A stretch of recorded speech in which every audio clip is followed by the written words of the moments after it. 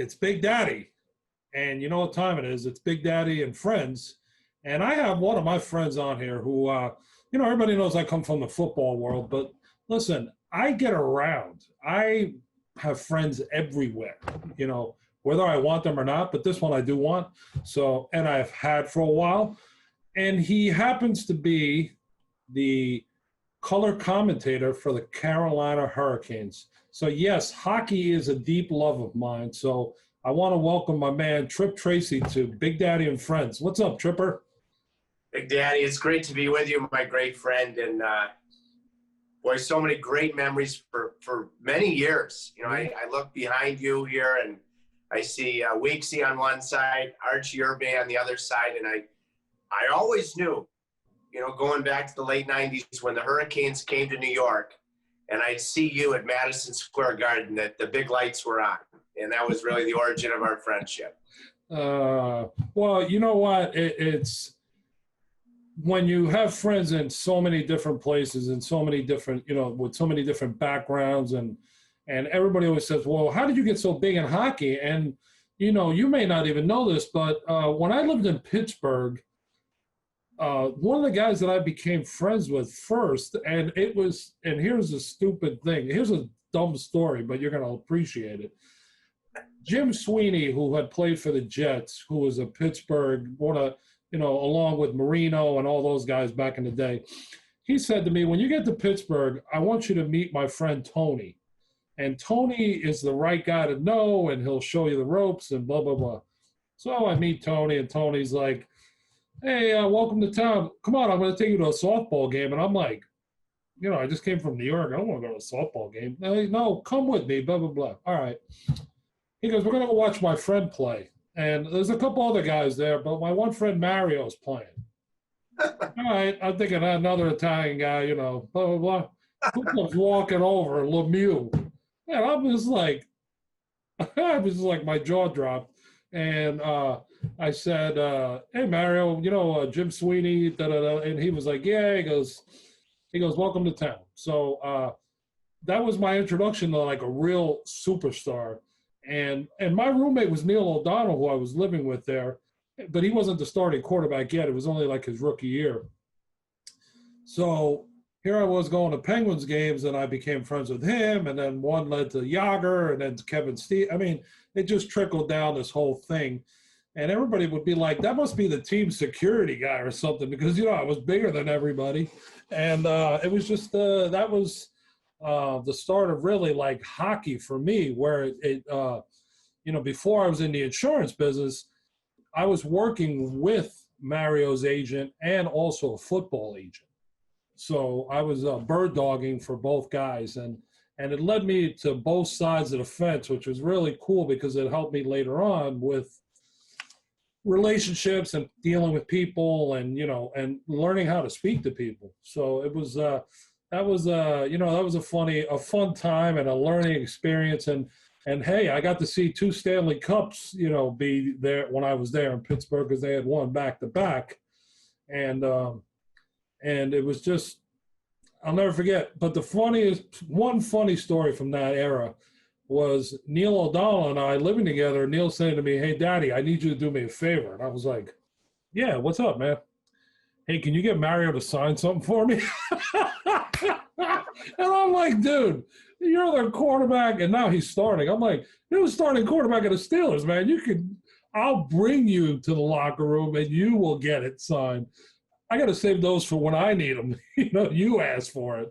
So, we went down there, they met, and that was but those are great times, and that's where really I got started in hockey, which a lot of people think I was always just a football guy. No, hockey actually started my football business. That's wild. I'm thinking about those great Penguins. See, I'm curious because you started that great tale. Speaking about Mario Lemieux in a softball game, what kind of softball player was he? You know what? I think my memory recalls. I don't know if that game was that. It wasn't it wasn't Game 6 of the World Series, so I think it was kind of a little lax, kind of casual kind of thing. So I don't know if anybody was swinging for the fences that day. I think it was more about enjoying a nice beer and fun with friends. Well, and so then because of your charisma and trust that people immediately feel because you're real. Daddy, you were on those Penguins teams in the early 90s that won those 2 cups. And then, again, mentioning Kevin Weeks and Artur Zerbe, Tom Barrasso spent some time in Carolina. And Tom Barrasso, what a classic. Did you spend any time with Tommy B? Yeah. He was the only guy he would send out, wherever he was playing, he would send his dry cleaning to get done in New York and get it overnight back. He had to have the elite dry cleaner in the country. And he would wear his pants so high, Daddy. He was the only guy, and Ray Whitney was a great Hurricane, used to say this, only guy, his pants were so high, probably pretty much right up to his pecs, that when he got his wallet, he had to reach over his shoulder. I did not know that about him. You know what? Goalies are a different breed. They're like field goal kickers in football. It's just, and I know. Look, I'm talking to a goalie, so I get it. But it's just you kind of with those guys. You let them be to the side, and you let them bring the conversation to you, because you never know. That's how I always felt. I'm a superstitious kind of guy. And I think if a guy has a routine and that's his routine, then let it be. Don't interrupt. Can I ask you this? Because you mentioned going to Pittsburgh, and I'll never forget this. The outstanding football player you were, and the great game that it is. I'd love to know how you think football players and hockey players are the same, how they're different. But just a really quick story, because you mentioned Pittsburgh, that just popped into my head, Daddy. Yeah. I remember Kevin Westgarth, who was a tough guy in the NHL, and he married Bill Cowher's daughter. And so when Kevin was playing for the Hurricanes, Bill Cowher came on for the second period with us one night, and I had never met him. He walked into the booth, and he shook my hand, and he goes, "Hey Trace, it's good to meet you." Said a couple of nice things about watching the broadcast. He just had that look, Daddy, that I would run through a wall, a rampart, swim the oceans for that guy. And that was my one true, really cool experience with a Super Bowl winning football coach. Well, the chin, as everyone knows, he played football at NC State too. So very familiar with your neighborhood there. Being that the football field is right across the street from the hockey arena. But he's a guy that he got you fired up. And if he gave you that look would just fire you without even the yelling. Some coaches, they're yellers and they need to, rant and rave and whatnot.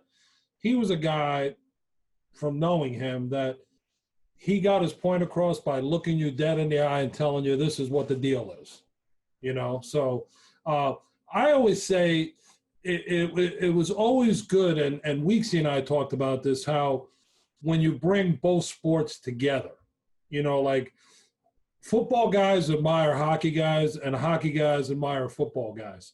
And, like it's funny when you take hockey guys to a football game, they're asking you 100 questions like, hey, what's going on over there? And I'm like, then you explain it to them. And one of the big thrills that I had was last year, my brother's an assistant coach on the Buffalo Bills. So I took Kevin and his girlfriend to the watch him play, and I introduced Kevin to Kim Pagula, and right there it was like a marriage made in heaven, because even though it was a football day, they started yucking it up about hockey. And then, I text with Kim now, so it's kind of funny. She's like, boy, Big Daddy, you're everywhere, because I ran into her in like 3 different cities. And I said, well, Kim, that's how my business is. That's how I built it. I built it by being in front of people, not by being, mailing people or calling people or anything. It's just that's how I built it, and that's the only way I know how to do it.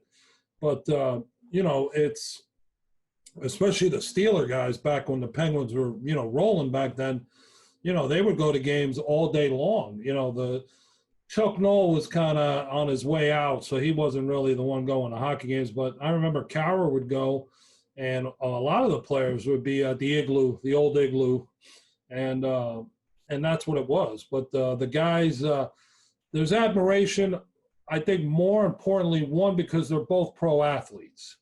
No matter what sport you're playing, you still busted your hump. You had to do something. You had to be someone special to get to that level. So there's always that appreciation, you know?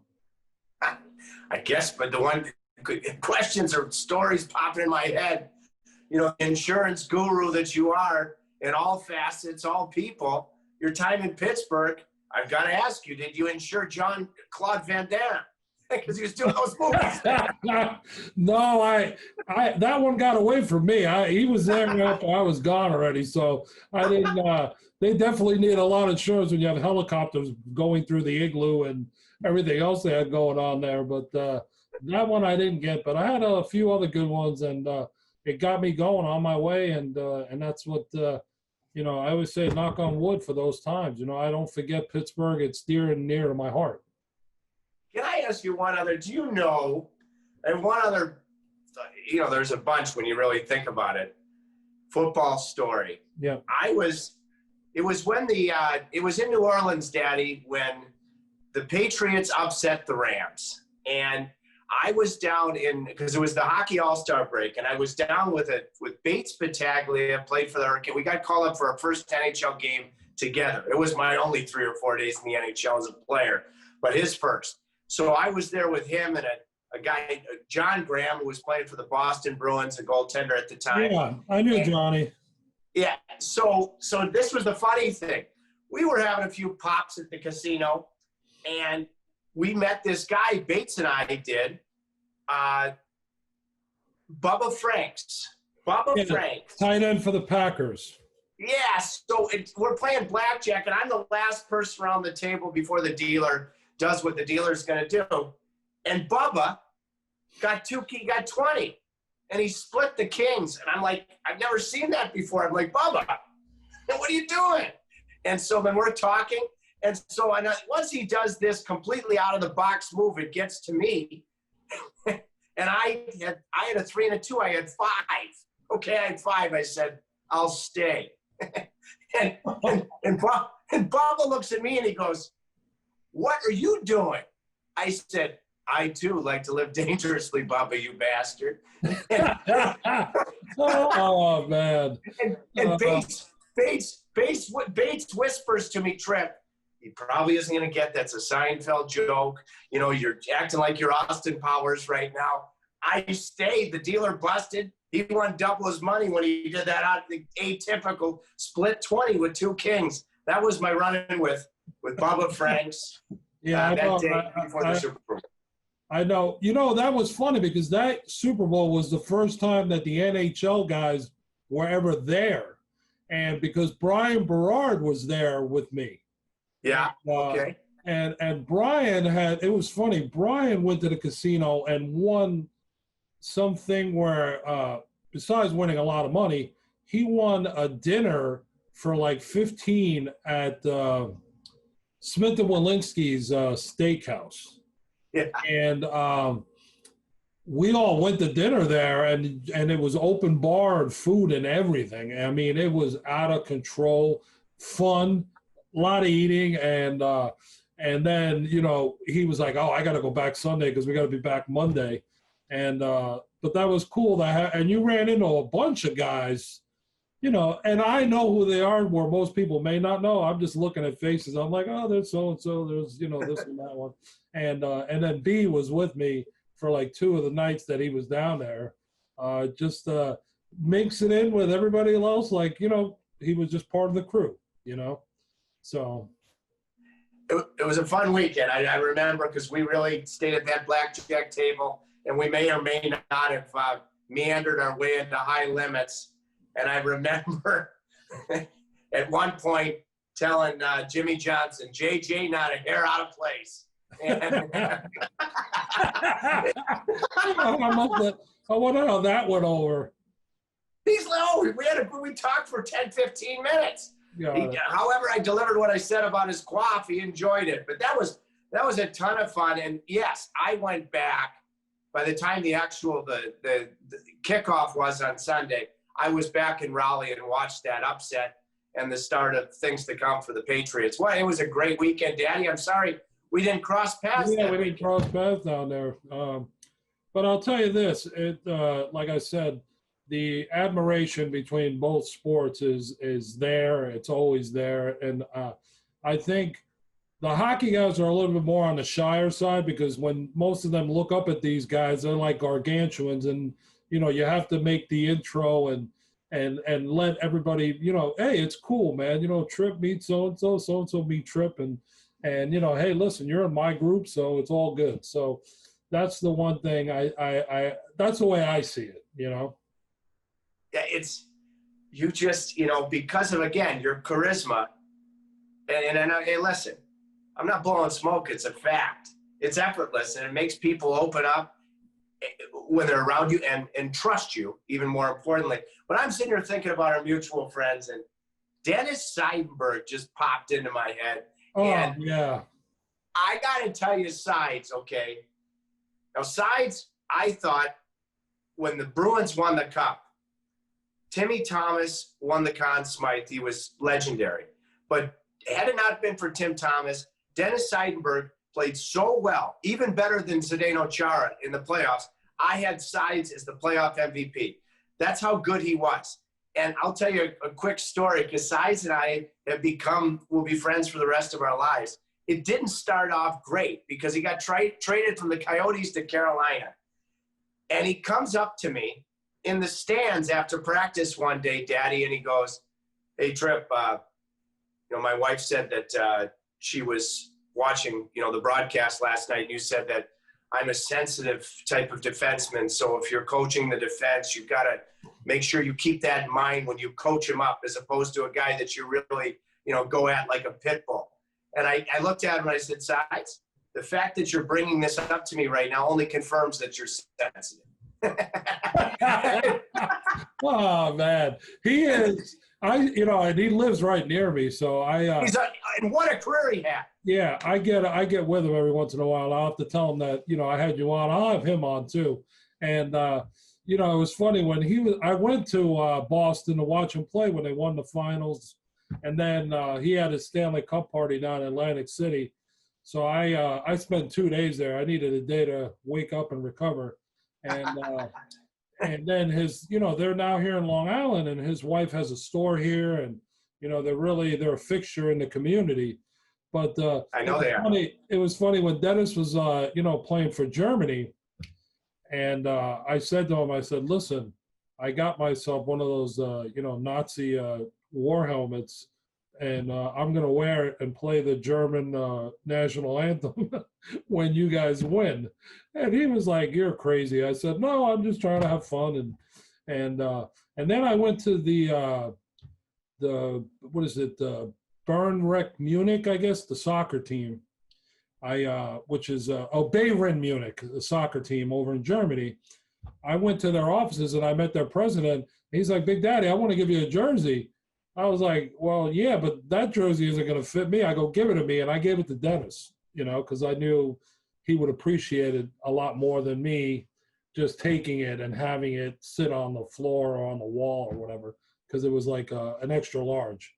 And I needed the other 3Xs to go to that with that extra large at the time. So, but the one thing that we do at this show, just so I have fans that ask questions, and they're geared towards the guest. So I'm going to read one off to you that I have here. And okay, one I have for you, but the other one is the Canes are one of the youngest teams in the league. Is it different analyzing them versus older teams? It's a good question. Yeah, I would say it is. That I try to be more patient. Yeah. Because it's a game of mistakes, and that even veteran players would tell you that it's a game of mistakes. That never goes away. But I think that, Daddy, it takes young players in any position to recognize that the way that you have success is, and I'm sure it's the same in football, is a routine, an approach, a buy-in. that you're going to do the same thing every day, every week, every month, every year. And, you know, that can seem boring. That can seem repetitive. But that's the way that you win. And that's also the way, if you have self-interest, that you build the best personal, individual career that you can.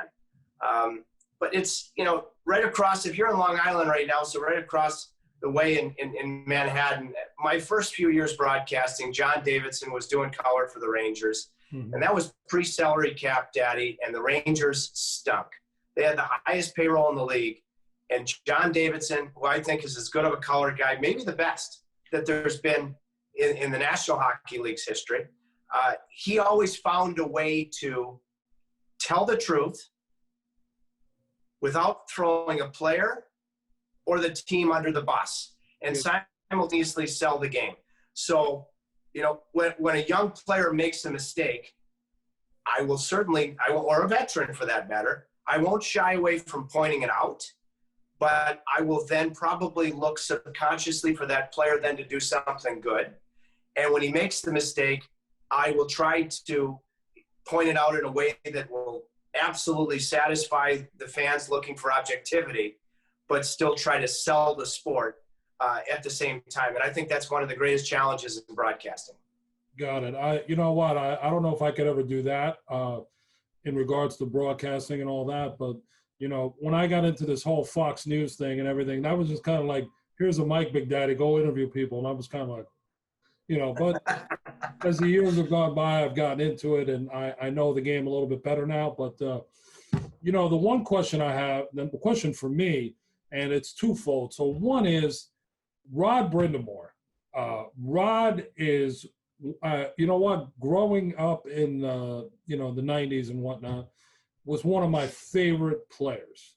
And then when I got to work with him and meet him, you know, I don't have like these groupie moments or anything, but when I met him, I was fired up because I was like, he is the hardest working guy, at least one of them, that I saw not only on the ice, but off the ice. And the admiration that I had for him and still do, like I will cheer for him. Like I want him to win a cup. That's how much I like him. And that's what I think of Rod as a, you know, person and a coach. But how was it watching him as a player, then becoming a coach? Well, I was, the first thought is I remember a guy I'm sure you met during his time in New Jersey or briefly from the Islanders. I was playing junior hockey with a first-round pick of New Jersey and won a Stanley Cup, Brian Ralston. Yeah. And we were teammates forever growing up. And when Rod got drafted, Brian Ralston and I were playing juniors together. I remember Raleigh coming in the locker room at CompuWare, was our junior team here in Detroit, and he said, "Tripp, you're not going to believe this guy, Rod Brindamore. Just got drafted in the first round by St. Louis. He wouldn't even put on the jersey. He said, I won't put on the jersey until I make the National Hockey League." And Raleigh and we didn't know Rod, but that story, because I have supreme respect for Brian Ralston, dear, dear friend, that always stuck with me. So then I got drafted by the Flyers. They didn't sign me. So then I followed him that much more. And then when he became a Hurricane, I mean, I was a huge fan. And I wonder, it was early in my broadcasting career, Keith Primo, who he was traded for, I wasn't necessarily totally bullish on Keith Primo. And I know he played great at times in Philadelphia, and it's too bad because staying healthy was his biggest challenge.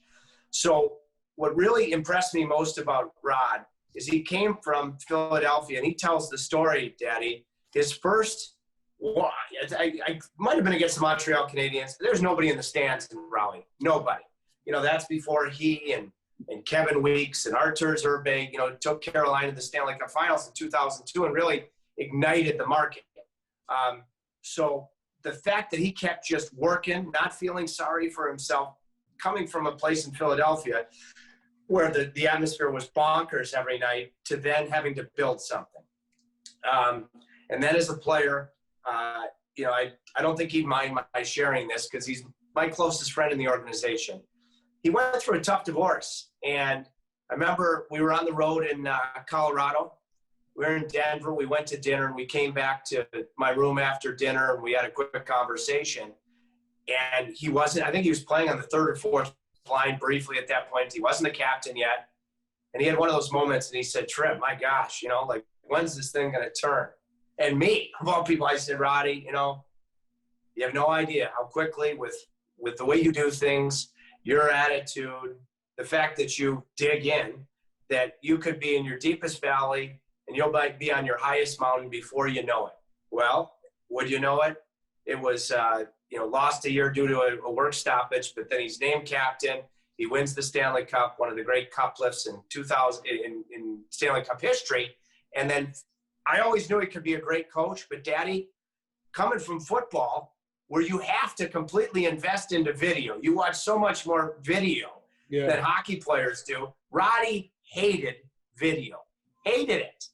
But he knew once he wanted to be a coach that he was going to have to turn that into a strength. And that's just him. I had the chance to walk his mom down the aisle at his wedding in Raleigh. He is, I believe absolutely that he's a Hall of Fame player, and I certainly hope and expect that he will get there. I would hope so too, because listen, that's a leader by example. That I can tell you from watching from afar and the interaction I've had with him. And I wouldn't be shocked if you tell me there's an induction and he's in, that I'm not there, because I'd love to see that happen. It's just so, I'm sure, again, it's sport. It's not just hockey. For me, this is what makes hockey so special. So Roddy went to Notre Dame in Saskatchewan, Wilcox, Saskatchewan, that's produced a lot of great players. So that story happens, where he was at a low point, and all of a sudden, boom, he's hoisting the Stanley Cup after having been to a couple finals, didn't know if he was ever going to win it. So it had to be, I don't know, 6, 7, 8 years later, whatever it was, I had become friendly with, and I'm sure you know him from the New York, from his time in the New York area, Brad Richards. And Brad Richards, who also went to Notre Dame in Saskatchewan, Brad Richards had just been bought out by the Rangers, and he went to Chicago. And, I remember, and because Brad and I were friends, and because he went to Notre Dame just like Roddy did, I passed along that story and said, hey, Brad, you could be in your deepest valley. Before you know it, you're climbing your highest mountain. And would you know it, he played very well and won the Stanley Cup with the Chicago Blackhawks. That's just cool. That's the type of stuff that makes hopefully I don't have any hairs on the back of my neck, but if I did, it makes them stand up. Yeah, it was, I was at that final, the one that you guys lost to Detroit. Yeah. I was there for that. And, that I was at that, triple overtime game? Was that game 1 or 2? I forget what it was. 3. And Igor Larionov. And I'm like, oh my! And it was like, it must have been, I don't know, 1:30 in the morning, 2 o'clock in the morning, and Kevin and I believe his parents were there. Yeah. Kevin's like, Dad, we gotta go get something to eat. I'm like, where? We drove around Raleigh. We ended up at Denny's because that was the only thing that was open, and it was so funny. And that was such a great game. And I don't know, did you ever meet Wilson Hoyle? Wilson Hoyle was Rod Brind'Amour's best man in his wedding. Yeah. Wonderful guy. Wilson and I, we know each other from when his best friend in college was Ricky Prohl. And Neil O'Donnell was my roommate in college who grew up with Ricky. So we had that, Maryland, Wake Forest thing going on. And I always laugh. I used to tell Ricky, I said, dude, you killed us when we were at Maryland. I mean, because he was the guy that did everything for that team. And I hadn't seen Wilson in a long time. And then after the game, Scotty Bowman comes over to me and is like, hey, Big Daddy, how you doing? He goes, did you like that? And Wilson happened to be sitting there, and he was like, Big Daddy, what are you doing here? Why is Scotty Bowman saying hello to you? And I'm like, well, I know Scotty from Pittsburgh days and, whatever, and doing business with some of the Red Wings. And that's how me and Wilson reconnected. That's how I started doing business with Rod, because Wilson put us together. Yeah, but he's a field goal kicker. Wilson's a fabulous guy. Yeah. And he actually introduced, was a huge part of introducing Rod with his wife, Amy. Roddy overachieved. She went to NC State. And now they have a young son, Brooks. So I think he's got that look that Rod does. He's a future NHLer. But my question, with Week C, we are both so close with this phenomenal human being that is Kevin Weeks. Yes. But if you were looking for a restaurant 2 or 3 o'clock in the morning, he's nocturnal. So that's his time that he's usually, I go to bed a lot earlier than him. And I just remember when he was playing in the league, all he would talk about when he was looking for a place to live or the hotels on the road, it better have a good bathtub. Better have a good bathtub. I don't partake in bathtubs and baths like Weeksy. Listen, I don't. For, do you? I don't fit in half those 3/4 of them. So bathtubs never come up in my conversation in regards to anything. As long as there's air conditioning and a bed, I'm good. Bathtubs, I might as well just stick my feet in there to soak them. So that's but yes, Kevin is very particular about a lot of things. And, he has his bag of lotions that he has to have. And God forbid if that bag ever disappeared, it'd be like King Kong going through that locker room trying to find it. Which I know. He was always the last guy in the bus. I know, yes. One time I'm waiting for him at a Rangers game. And everybody, the cleaning crew left. And he was still in there. I finally walked in. I'm like, dude, what are you getting, a manicure? Like, come on, dude. We still got to go out to get something to eat. But New York's a little different because, everything's open till 4 in the morning, so we can go where we want to go. But, Kevin's been known to have his own, a style of his own, and he runs his own beat, which I think that's what makes him who he is, a special person, a guy with a huge heart. Now is into philanthropy and entrepreneurship, and he's really taken his game to a full 360. Especially, he's taking advantage of being in, Gotham City, as we say up here. Yeah, the only thing I would say is because I'm trying to trim down because I have, in the series in the bubble that the Hurricanes had against Boston, there was this, speaking of your friend Rod Brindamore, there was a picture of him with no shirt on at like a football stadium in Toronto celebrating his 50th birthday, and he looks like a Greek god. And I said at one point, and I think game 2 if the Hurricanes win, I made a promise in the second intermission, I'll get as chiseled as Rod, by the start of next season, okay? So I'm actually working on it, Daddy. It's not coming very easily. I know you've been getting it done because I see your workouts every morning. Well, Weeksy, he's full of shit. He keeps telling me, you get the itch late at night, Tripp. Just eat oatmeal. Just eat oatmeal. You got your oatmeal? Get the oatmeal isn't doing anything for me, Weeksy. Maybe I got to jump in the bathtub. Maybe that's what's going to get it done. I'll tell you. Listen, I've gotten good at not eating after 8 o'clock, and a lot of water. It affects your sleep sometimes, but you know what? A friend of mine had me juice for 3 days, and that was an experiment. Like I had never, but I didn't take it to that extreme. I was having, since I'm working out like a bull in the morning, I gotta have something of substance because I'd pass out. So I would have a protein shake, peanut butter, banana in there to give it some sort of density, and then have a shake in the 1 o'clock time. And then do either another protein shake or try to suck it up. Day 3, I sucked it up where I just went 3 juices. And I'll tell you, on Thanksgiving, I was ready to fight King Kong and Godzilla because I was like, I woke up with all this energy, but I was hungry, So I'm like, these guys that do this 1 week juicing or fasting, I guess I could do an intermittent fast, but I would not be able to do a hardcore fast. But the diet is the key. I'm down 62 pounds since March. And it's really, the workouts are great. My wind is incredible. I don't know if I had better wind or since college, but the diet is the key component. It's scary how, I'll go to dinner and I'll share an entree. I won't have a baked potato or French fries or, pasta I'm missing like you don't even know. But listen, I want to live longer and, I want to be healthier. So. Yeah. Did you say an intimate fast or an increment fast? No, intimate.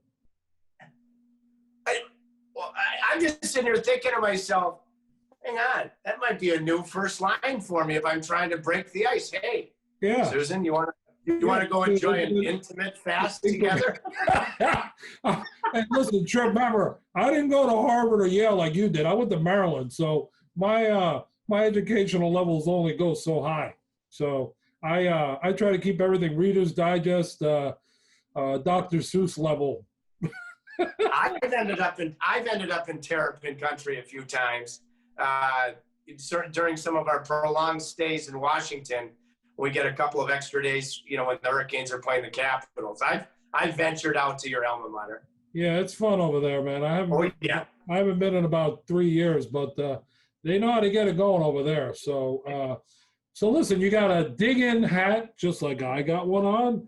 Tell all my viewers and listeners what you got going on with your company. Well, I just heard somebody just said to me that Bob Costa said 1 out of every 5 people in the next census, it's going to be revealed that 1 out of 5 are doing podcasts. But here's the thing, Daddy, I always resisted, doing it. But with everything going, all this free time, one of my producers with the Hurricanes kept bugging me to do a podcast. Yeah. And I'm like, no, I wasn't even really on social media, private guy. So I finally said, okay, I'll try it out.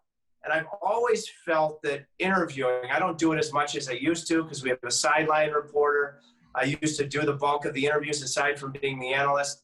And I've always found it to be such an exciting challenge to try to ask a good question that's going to get a good response in as few words as possible and have certain questions that you think you're going to ask, that you plan to ask, but based on, say, what Big Daddy says, you listen and you go down a completely different road. It's like a choose your own adventure.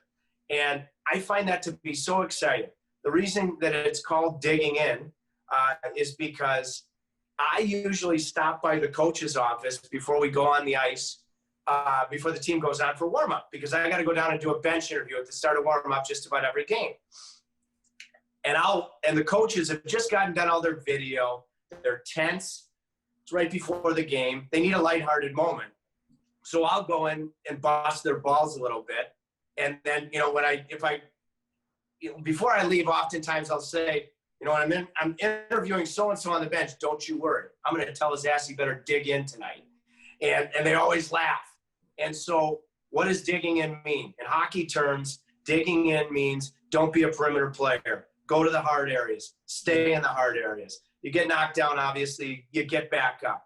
But nothing comes easy. The game is for sale if you're willing to pay the price, and you can't pay the price on the outside. And that's how it started. It applies to all other sports, all other areas of life in any capacity. Why have you been so successful in insurance? What did you say? I think you were talking about Kim Pagula. You got to get in front of people. You're not on the perimeter. You're digging in. And just as we've been chatting and enjoying the stories like we always do, Daddy, you brought up Scotty Bowman. He's dug in with me. That was a fun episode. You brought up Roddy. He's dug in with me. You brought up Weeksy. He's dug in. So it's really been a lot of fun.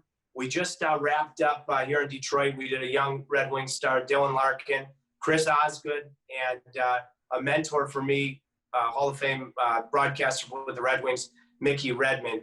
What I love the Zoom and the video stuff that we're doing, Daddy, but I can't wait till normal times when we can do it face to face, because that takes it to another level. Yeah, no, I agree with you 1,000%. I mean, it's a crazy world we're living in right now, and hopefully these vaccines they start coming out and get things back to normal somewhat, and we'll see where it goes from there. But I got to say, thanks so much for coming on.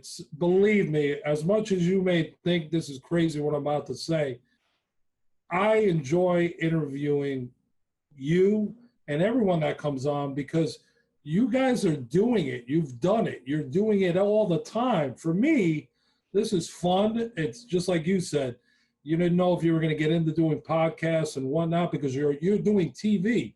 That's a whole different other thing.